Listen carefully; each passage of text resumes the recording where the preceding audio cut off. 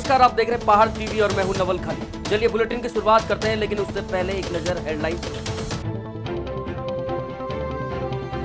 Ankita Bhandari murder case की पैरवी कर रहे आशुतोष नेगी को पुलिस ने रोका, गेट पर जमकर हुआ हंगामा। बद्रीनाथ में तीर्थ यात्रियों से पैसे ठग कर कराए जा रहे दर्शन, मंदिर समिति ने की आरोपी कर्मचारी के खिलाफ कार्रवाई।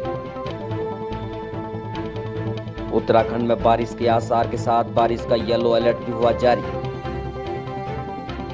युवाओं के लिए खुशखबरी, एनडीए और सीडीएस प्रारंभिक परीक्षा में चयन पर अब 1 लाख रुपए देगी सरकार। उत्तराखंड में तेजी से बढ़ रहे लव जिहाद के मामलों में एक बार फिर मुख्यमंत्री पुष्कर सिंह धामी ने एक आपात बैठक बुलाई, जिसमें राज्य के DGP, ADG law and order, मुख्य सचिव समेत कई अधिकारी मौजूद रहे। बैठक में पिछले 1-2 महीने के दौरान प्रदेश में आए लव जिहाद के मामले और उस पर हुई अब तक की कार्रवाई पर मुख्यमंत्री ने पुलिस अधिकारियों से फीडबैक लिया। साथ ही मुख्यमंत्री ने राज्य के डीजीपी को इस तरह के मामलों पर कोई ढील न बरतते हुए सख्त कार्रवाई करने के आदेश दिए हैं। मुख्यमंत्री ने लव जिहाद के मामलों पर सख्त टिप्पणी करते हुए कहा कि पिछले 1-2 महीनों में लव जिहाद के कई मामले उत्तराखंड में आए हैं, जिसको लेकर स्थानीय लोगों का गुस्सा भी सड़कों पर दिखाई दे रहा है। करेगी प्रशासन के लोग जांच करेंगे कि आखिर कौन लोग हैं, कहां से आए हैं, इनका क्या इतिहास रहा है। उसके आधार पर ही उत्तराखंड में लोग अब जो है रह पाएंगे। ऐसा है कि उत्तराखंड भाईचारे से सब लोग रहते हैं यहाँ पर और एक दूसरे के साथ मेल मिलाप से रहते हैं, लेकिन इसका अर्थ ये नहीं है कि जितने प्रकार के अपराध हैं, इस प्रकार की गतिविधियां हैं। उत्तराखंड में 4 धाम यात्रा सेवा दे रही हेली कंपनियों के अनेक कारनामे सामने आ रहे हैं। यात्रियों के साथ मनमानी की खबरें रोज सुर्खियां बन रही है। वहीं टैक्स चोरी के भी कई मामले सामने आ रहे हैं। कर विभाग की जांच में ये बड़ा खुलासा हुआ है कि एविएशन कंपनियों ने उत्तराखंड सरकार को अब तक 70 करोड़ से ज्यादा का चूना लगा लिया है।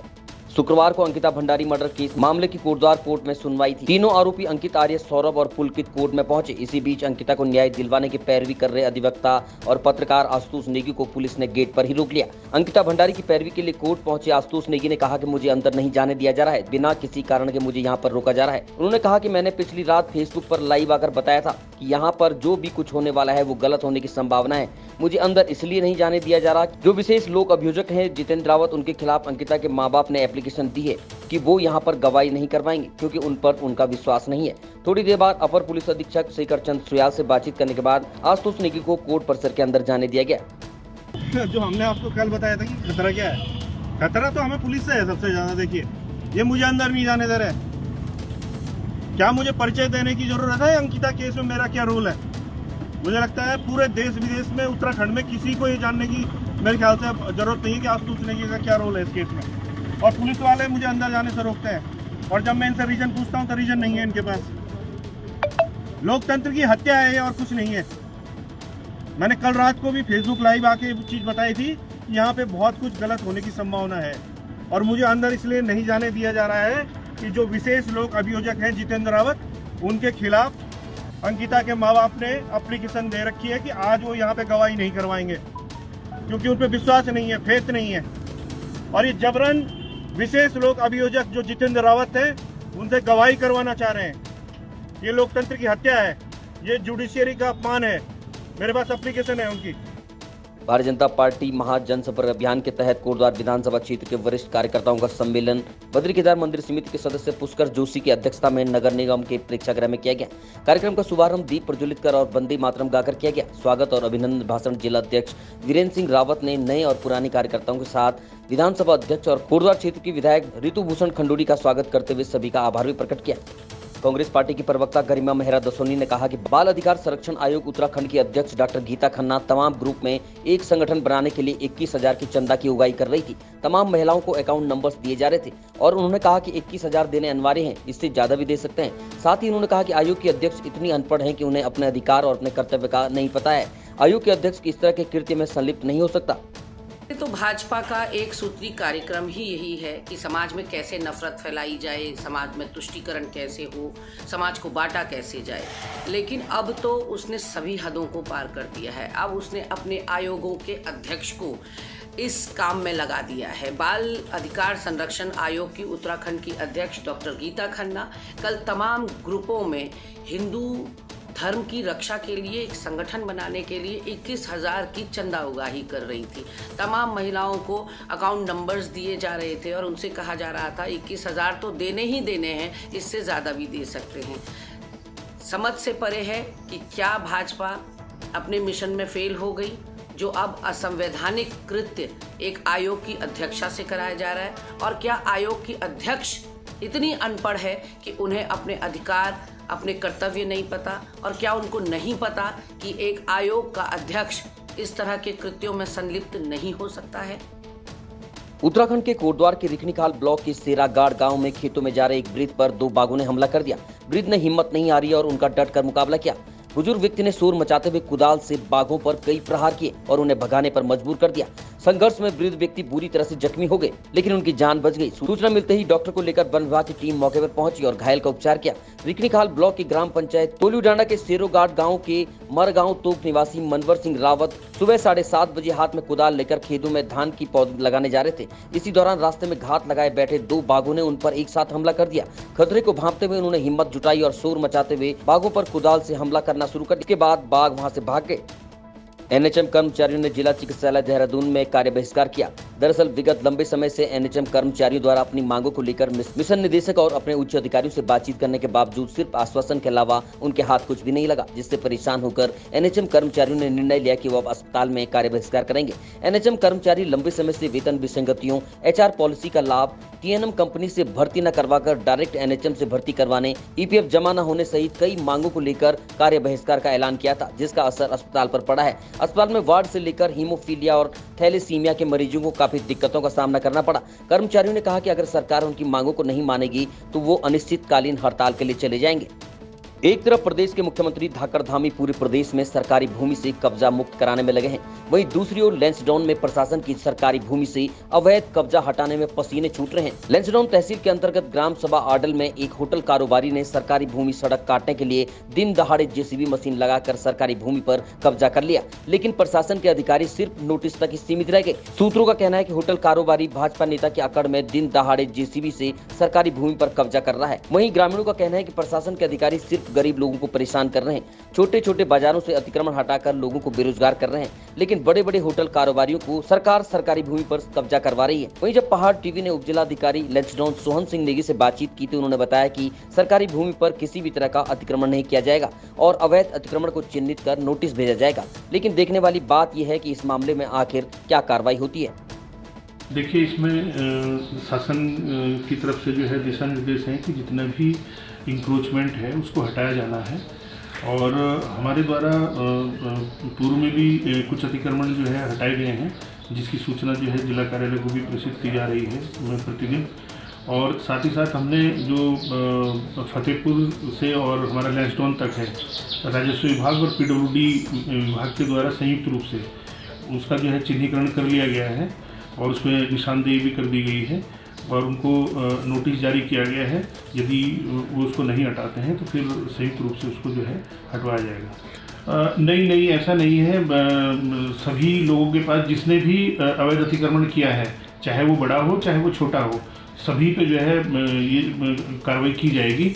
और इस तरह का जो अतिक्रमण है, जिन्होंने अवैध अतिक्रमण कर रखा है, उसको जो है तत्काल प्रभाव से हटाया जाएगा।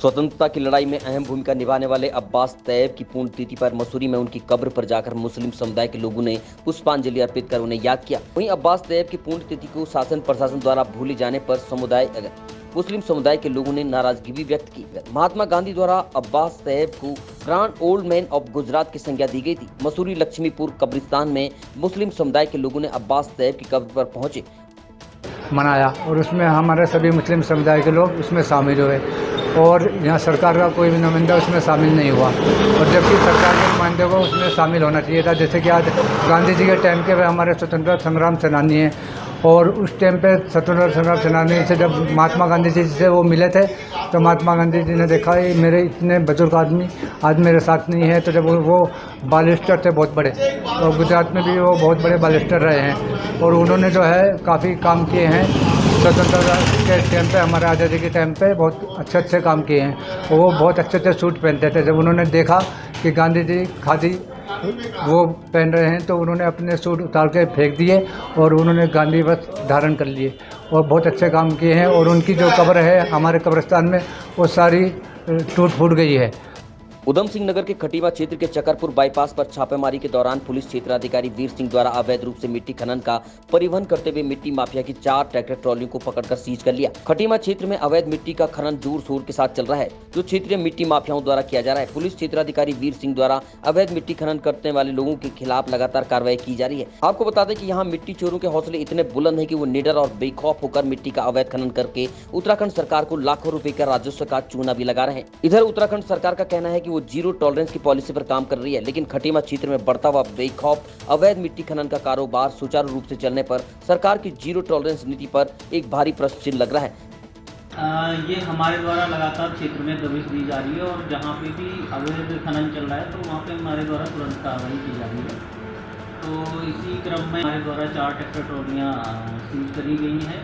मौके पे वो कोई भी वैध कागज नहीं दिखा पाए, तो इसलिए उनको सीज कर दिया है और चकरपुर चौकी में उनको खड़े कर दिया गया है। आगे उन पर नियमानुसार कार्रवाई की जाएगी और जो भी जहाँ भी अवैध खनन करता कोई भी मिलेगा तो उस पर कड़ी कार्रवाई की जाएगी।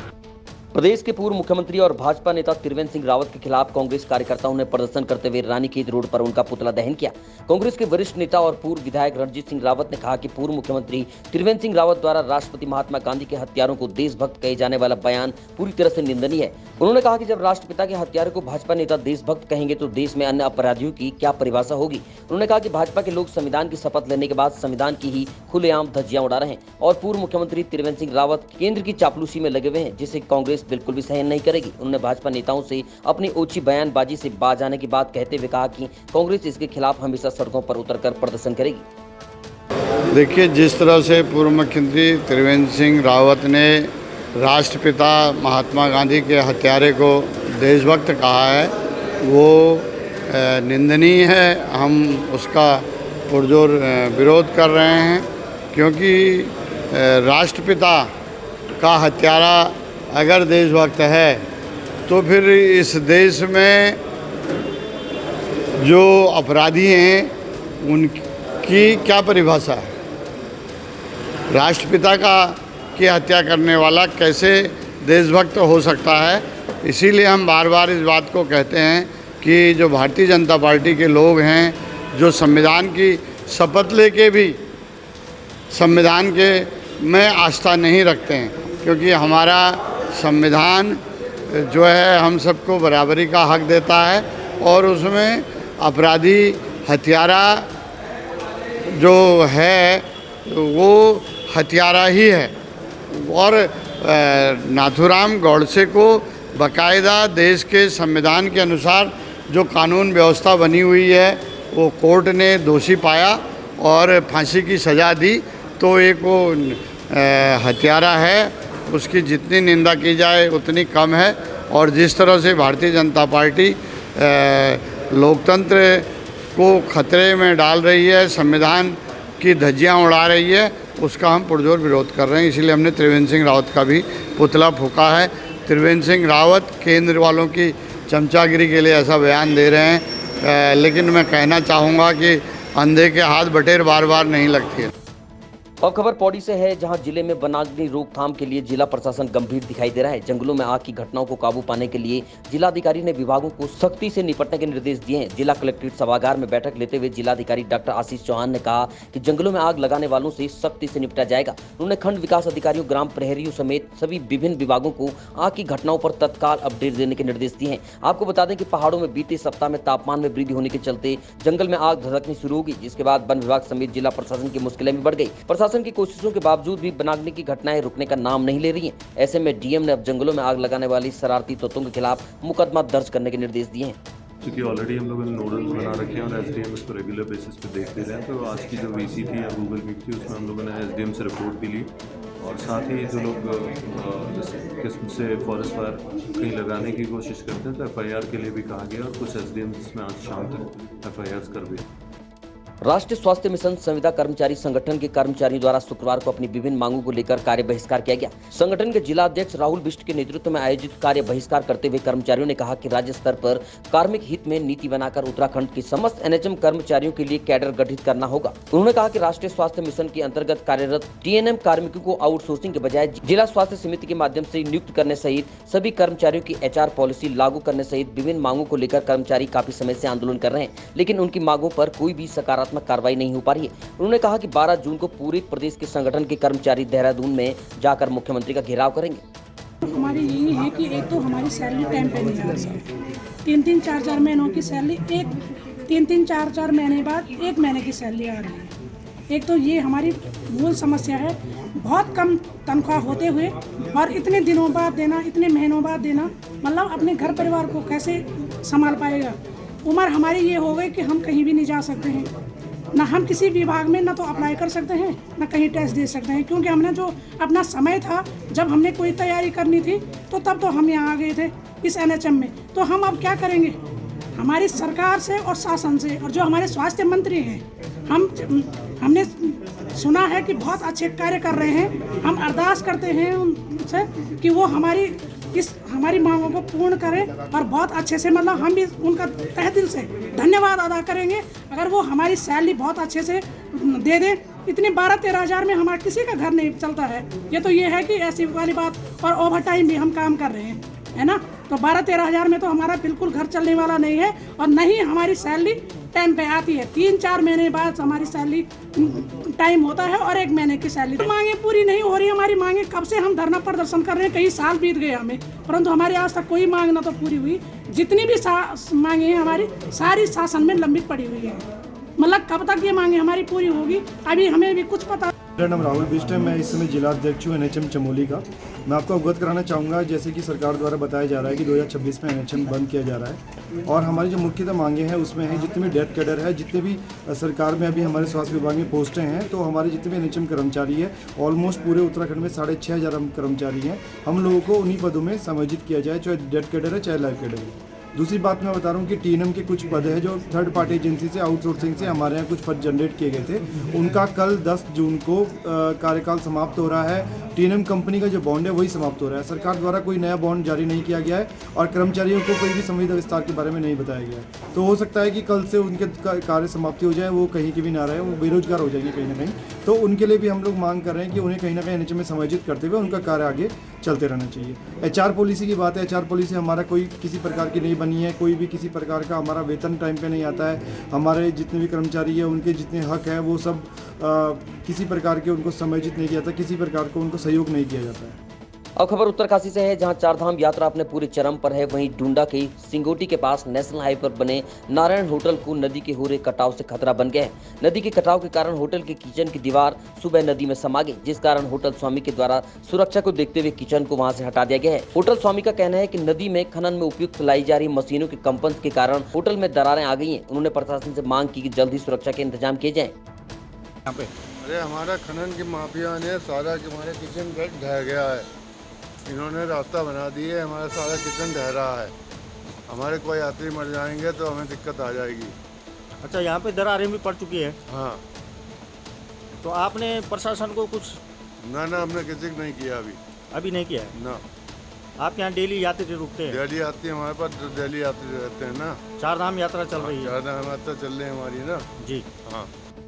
उत्तरकाशी गंगोत्री कालिंदी बद्रीनाथ ट्रैक रूट पर कालिंदी बेस कैंप के पास मृतक गाइड के शव को लाने के लिए सेना के 2 हेलीकॉप्टरों ने मातली से उड़ान भरी। बीते 2 जून को कालिंदी ट्रैक पर हार्ट अटैक से एक गाइड की मौत हो गई थी और 14 ट्रैकर वहां फंस गए थे। हालांकि सभी ट्रैकर सकुशल वापस लौट गए थे, लेकिन गाइड का शव अभी भी वही था। लगातार परिजन शासन प्रशासन से शव को वापस लाने की मांग कर रहे थे। उत्तराखंड सरकार ने केंद्र से सेना के हेलीकॉप्टर की मांग की। इसी को लेकर गाइड के शव को लाने के लिए सेना के हेलीकॉप्टर द्वारा रेस्क्यू का कार्य किया जाएगा।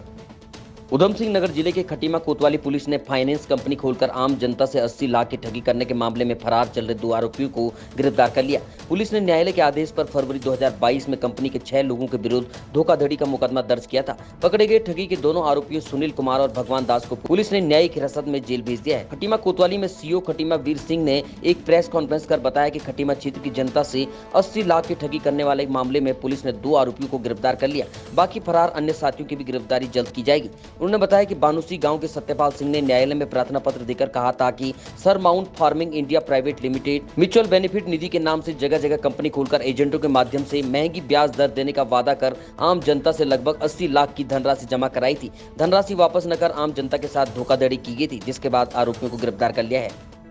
ये 21 फरवरी 2022 को बानुसी के निवासी हैं सत्यपाल सिंह, तो इनके द्वारा कोतवाली खटीमा में तहरीर दी गई कि इनके साथ धोखाधड़ी हुई है। ये कुछ लोगों ने चिट फंड कंपनी खोली है जिसका नाम sir mount farming India private limited है और ये लोगों से हाई इंटरेस्ट रेट का लालच देकर उनसे एफडी और आरडी करवाते हैं और इनके लालच में फंसकर कई लोगों ने अपना पैसा यहाँ इन्वेस्ट कर दिया था और जब वो पैसा रिटर्न करने की बारी आई थी तो ये लोग कंपनी बंद करके फरार हो गए। तो इसमें इन्वेस्टिगेशन जब की गई तो यही प्रकाश में आया कि इन लोगों ने पूरी धोखाधड़ी करी थी और ये पूरी कंपनी फर्जी थी।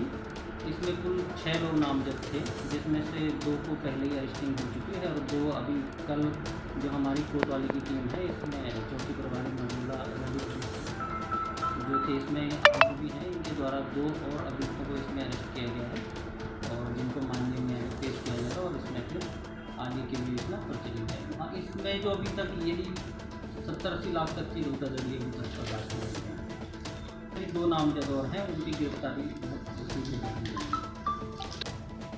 अभी तक की खबरों में इतना ही। आगे की खबरों के लिए देखते रहिए पहाड़ टीवी। तब तक के लिए नमस्कार।